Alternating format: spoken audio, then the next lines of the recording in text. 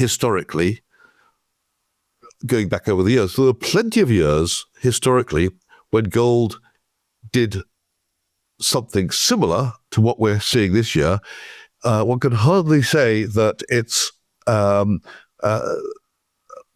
the best performance ever, at least not since the 1st of January. See the gold price appreciating substantially for the rest of this year.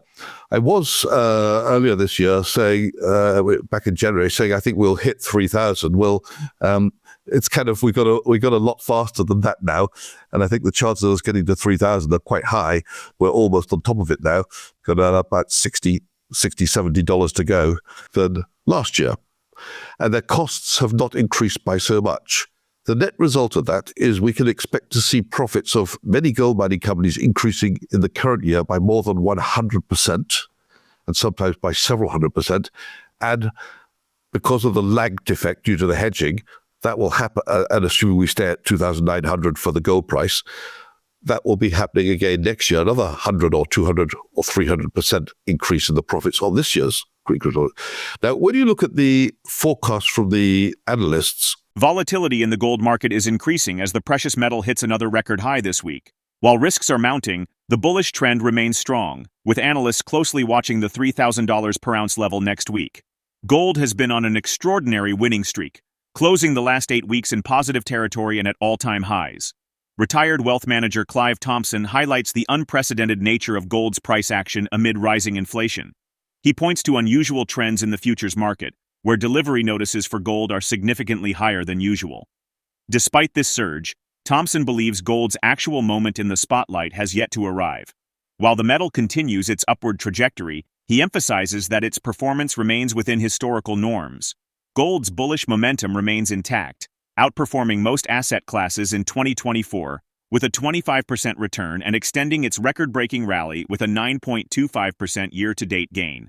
Meanwhile, the global gold exploration budget 2024 is estimated at $5.6 billion, down 7% year-over-year, but still accounts for 44% of total exploration spending.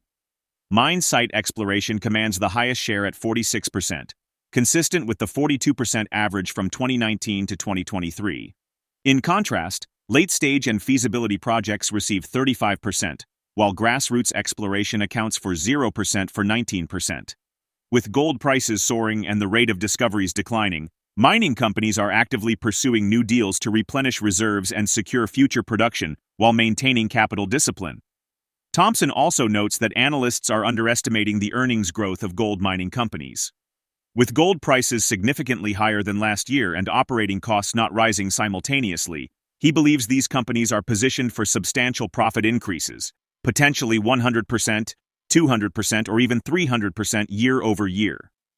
We're about to explore the video, but first, subscribe and hit the bell icon to keep up with our newest uploads. Your feedback in the comments is always appreciated. Retail investors as a group are sellers, but the gold price is still going up, which definitely tells me that there's something bigger afoot than retail investors. Retail investors are not in the market, they're sellers. And that whoever's in the market, I believe it most likely is central banks. I mean, there could be some big players, but I think it's not the man in the street yet. We don't have the mania that we have in the Mag 7, where every Tom, Dick, and Harry is talking to his friends over dinner about how much money he made in NVIDIA. No, you don't go to dinner parties and hear someone say, "Hey, I bought some gold 2 weeks ago and look, it's up $10. That's not happening. But you are hearing, you've still got people talking about how clever they were to buy the technology stocks. That's the conversation for those who are talking about investments. They're talking about either Bitcoin or they're talking about the Mag 7. So I don't think gold is in the conversation for the man in the street yet. I think it will be. We're a long way from that, or some way from that. But I think it's coming because the gold price itself is starting to rise. But what I'd like to do, if I may, is show you another slide which shows you roughly where we are in the gold cycle. And this is the gold price year by year, going all the way back to 1970 from January through to December. And on the far left-hand side, this is all in percentage terms, by the way, On the far left-hand side, you see in dark blue, where I'm moving my mouse, I think you can see that, the price of gold this year in percentage terms. As you can see, although it's towards the top of the pack, it's by no means the highest ever performance. It's well within the realms of normality historically, going back over the years. So there are plenty of years historically when gold did something similar to what we're seeing this year. One can hardly say that it's the best performance ever, at least not since the 1st of January. So if you look at the way the gold price has developed over the years, you can see that we could still, if we just stay within the pack of what's happened year by year, we could still see the gold price appreciating substantially for the rest of this year. I was earlier this year saying, back in January, saying I think we'll hit 3,000. Well, it's kind of we got a lot faster than that now, and I think the chances of us getting to 3,000 are quite high. We're almost on top of it now. Got about $60-$70 to go. Price of gold rising. Now, that's not a recommendation to buy any particular stock, but I'm saying as a generality, the sector is a very cheap sector compared with the rest of the market, the gold mining sector, and I think the same would apply to the silver mining sector. It's relatively cheap compared with other stocks you can buy. It's worth a look, and it's a very small sector of the market. So if and when even a little bit of money starts to find its way into that sector, it can really take off, as we are seeing already happening with the sector now being up 20-something% compared with gold up about 13%. So it looks like it's starting, but it's got a long way to go if that continues. But my personal view is, one, we're seeing some movement into the sector now, and I think that can only accelerate as people start to realize that, one, the multiples are low, and two, those forecasts being made by the analysts are constantly being increased. While there is no logical reason to impose tariffs on gold, since the U.S. gold mining industry is not facing foreign competition, speculation about potential trade restrictions may have fueled a surge in gold buying. Clive Thompson suggests that fears of tariffs could be one of the key drivers behind gold's recent rise in New York beyond its gains in other markets. Last week, former President Trump announced plans to introduce new tariffs within the next month or sooner, adding lumber and forest products to his previously stated plans to impose duties on imported cars, semiconductors, and pharmaceuticals. This comes from the already enforced 10% tariff on Chinese imports and a 25% levy on steel and aluminum. Meanwhile, China has been aggressively expanding its gold reserves. Thompson highlights that over the past 2 years, 85% of the increase in China's total reserves has come from gold, driven by both continuous purchases and rising prices. Now, let's redirect our attention to a video. Well, of course, we've had Mr. Trump's election, and he's seen as a bit of a wild card. You don't know what he's going to do tomorrow. So that has increased the level of uncertainty, not only for investors generally, but also for central banks. They don't know what, when he opens his mouth tomorrow, what might happen. Maybe one of the catalysts for the rise in gold prices in New York over and above elsewhere was the threat of tariffs. Now, there's no reason why he would need to put tariffs on gold. I mean, the U.S. gold mining industry isn't being dumped on. China or there's no country in the world shipping their gold to America at half price and dumping on America. I mean, they may be shipping their cars or their iPhones or their electronic goods and dumping that way, or their steel, who knows.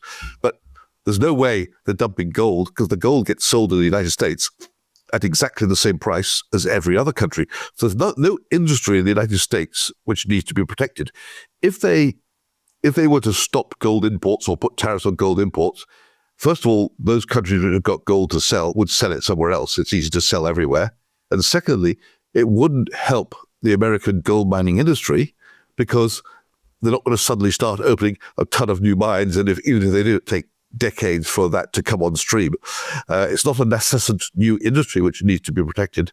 There really is no need to protect America or Americans from foreign gold miners. So I don't think there's a reason to put a tariff on gold unless they just want to raise revenue for the American government. That's another story.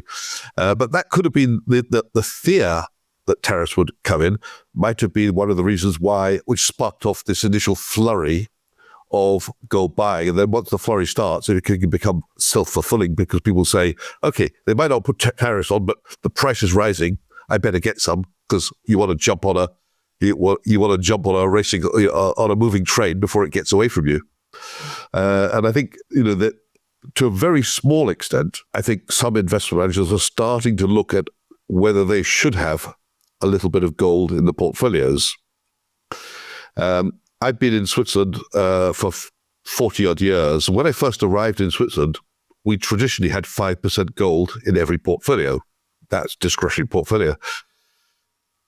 By the time we got to the about 2000, from about 2000 to 2010 or thereabouts, the gold price was the 2010 through to 2020-ish. The gold price went nowhere in that decade.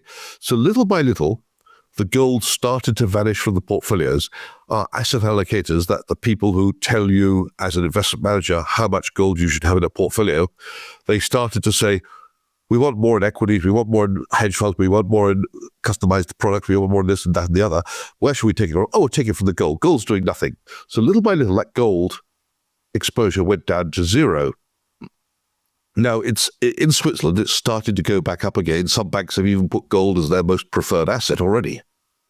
Most preferred means they'll have 3% or 5%. Some banks haven't done that yet. I don't know how it is in the rest of the world, but I think there's going to be, with the rise in gold price, people will be inserting golds into gold. Last year, there was something like 27 central banks acquired gold. They increased their gold holdings. And when you look down the list, with the exception of one, which is Poland, none of those central banks are the best friends with the USA. Over the last year or two, we've seen the United States weaponize the dollar, basically saying your bank balances are frozen. And not only that, we're going to pay your bank balances to your enemy. So when you weaponize somebody's dollars, it makes those people who are not the best friends with the United States think, well, do I really want to hold all these dollars? We haven't done anything wrong yet, but who knows how we're going to feel in a year or two. We have to have a plan B.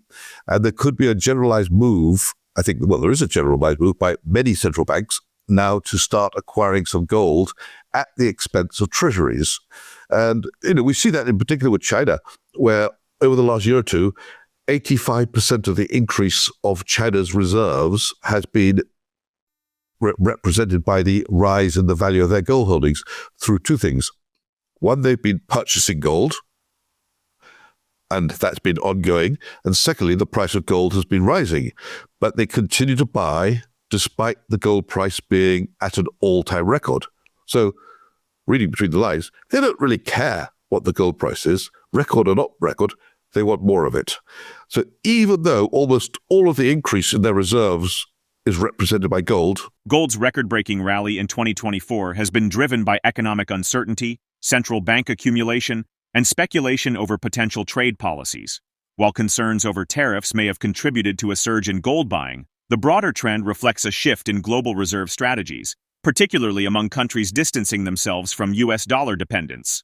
With mining companies poised for significant profit growth amid rising prices and stagnant operating costs, investors and institutions are reassessing gold's role in portfolios. Meanwhile, China's aggressive gold accumulation underscores a broader move among central banks to secure tangible assets, reinforcing gold's status as a critical hedge in an increasingly volatile financial landscape. With gold outperforming most asset classes this year, are you considering adding more gold to your portfolio? Or do you prefer stocks, real estate, or cryptocurrencies? Join the conversation. Share your thoughts in the comments, give us a thumbs up if you found value in this video, and subscribe to stay engaged with our community.